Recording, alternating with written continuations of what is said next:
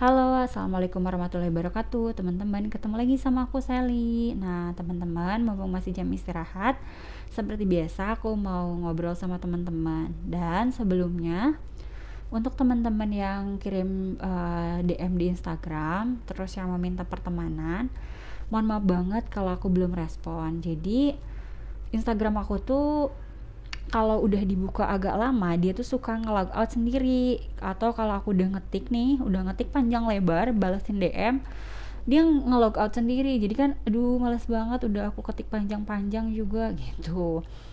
Nah, kalau misalkan teman-teman masih ada yang mau nanya, boleh teman-teman follow TikTok aku ini. Aku baru punya TikTok, isinya juga yang nggak yang aneh-aneh sih. Aku cuman pengen bikin potongan-potongan video pendek gitu. Biasanya kan kalau di YouTube kan lebih panjang-panjang ya. Kalau di TikTok mungkin bisa kan pendek-pendek itu videonya gitu loh teman-teman. Kalau ada yang berminat silahkan follow. Tapi kalau nggak mau juga nggak apa-apa. Teman-teman, hari ini aku mau ngebahas tentang operasi kista endometriosis atau adenomyosis atau apapun penyakit hormonal tentang reproduksi ya. Teman-teman, sepengalaman aku nih, jadi kan aku banyak teman-teman yang sharing tentang mendingan operasi atau enggak sih gitu. Sebenarnya sih itu kembali lagi ke pilihan teman-teman, suami, serta diskusi sama dokter ya. Dan dokternya pun jelas harus yang selain kompeten harus peduli dengan kita, karena itu yang akan menentukan masa depan organ reproduksi kita. Seperti yang pernah aku baca, operasi pertamamu akan menentukan kualitas reproduksi kamu di masa depan. Dan sebetulnya sebaiknya melakukan operasi kista atau adenomyosis atau apapun itu satu kali sepanjang hidup si orang tersebut. Tapi aku pun udah ngelakuinnya 2 kali, bahkan disuruh operasi yang ketiga. Cuman yang ketiga ini karena udah bicara panjang lebar sama dokternya, dan dokternya pun sangat amat paham dan peduli. Jadi yang aku lakuin ini fasenya itu kita memperbaiki telurnya dulu. Jadi si telurnya ini cuma gambaran aja ya. Jadi telurnya diperbaiki karena kualitas telur aku sedikit dan kurang bagus. Diperbaiki, nanti ditabung dulu telurnya, diambil telurnya dan ditabung, diperbaiki persemaiannya, baru nanti dipindahin lagi ke tempat persemaiannya. Nah, teman-teman, balik lagi, teman-teman yang mau melakukan operasi, menurut aku tuh jangan terlalu berekspektasi tinggi.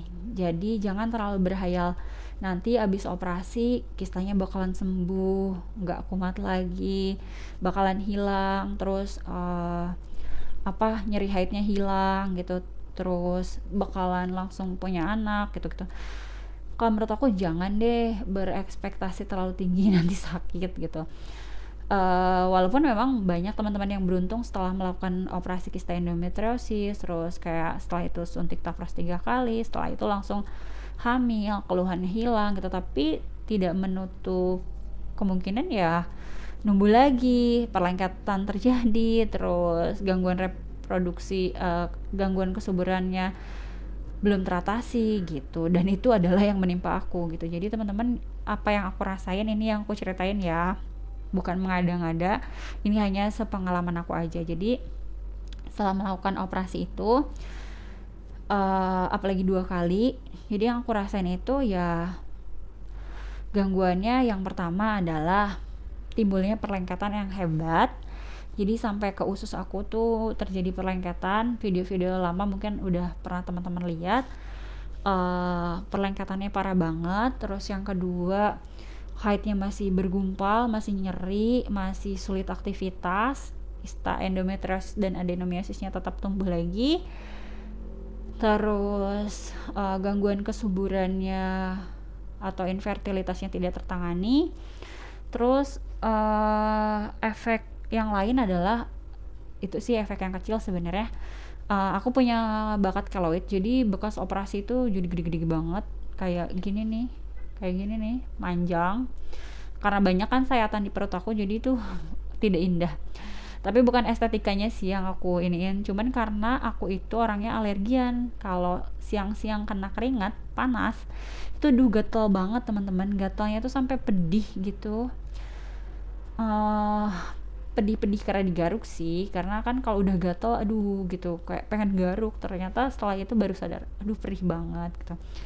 Nah selain itu efek yang sangat besar yang aku rasain adalah masalah dengan saluran reproduksi aku, yang tadi aku bilang gangguan infertilitasnya tidak teratasi, bahkan lebih buruk.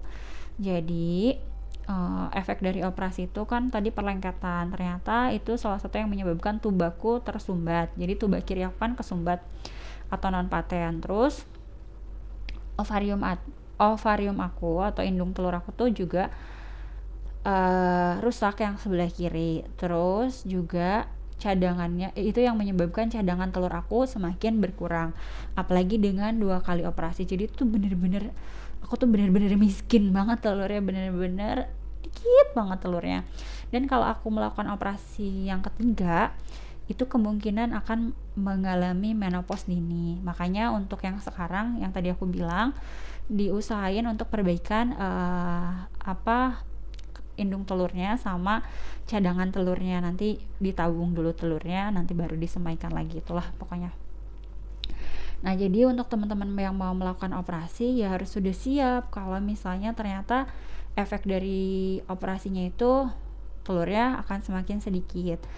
Dan harus lihat juga sih ukurannya, benar-benar harus paham, misalnya ukurannya memang udah membutuhkan operasi di atas 5 cm gitu, terus nyerinya udah nggak tertahankan, terus misalnya hasil HSG-nya udah memang mampet, ya itu bisa dilakukan laparoskopi sekaligus memperbaiki saluran-saluran tersebut.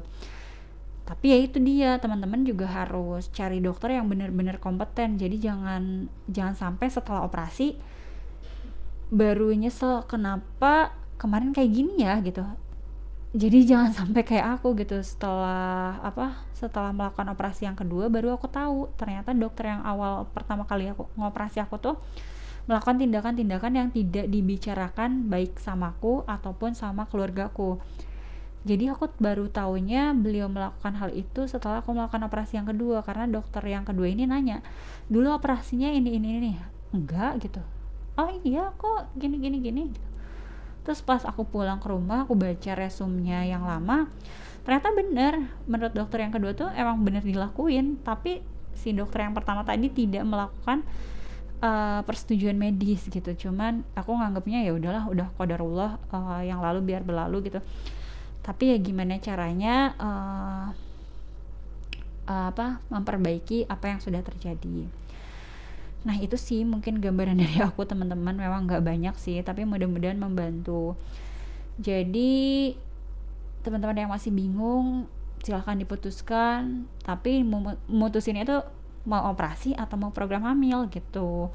Jadi jangan bingungnya tuh jangan diem-diem aja, karena waktu terus berjalan si kistanya mungkin bisa tambah besar, bisa ngalamin kayak aku pecah, jangan sampai terjadi. Jadi harus ambil keputusan secepatnya. Kalau memang mau program hamil ya dilakuin step by stepnya untuk program hamilnya teman-teman. Tapi kalau misalkan memang gangguannya udah sangat parah mau operasi ya silahkan. Tapi ya bisa juga ternyata setelah operasi pun hasilnya gitu-gitu aja gitu, bisa teman-teman.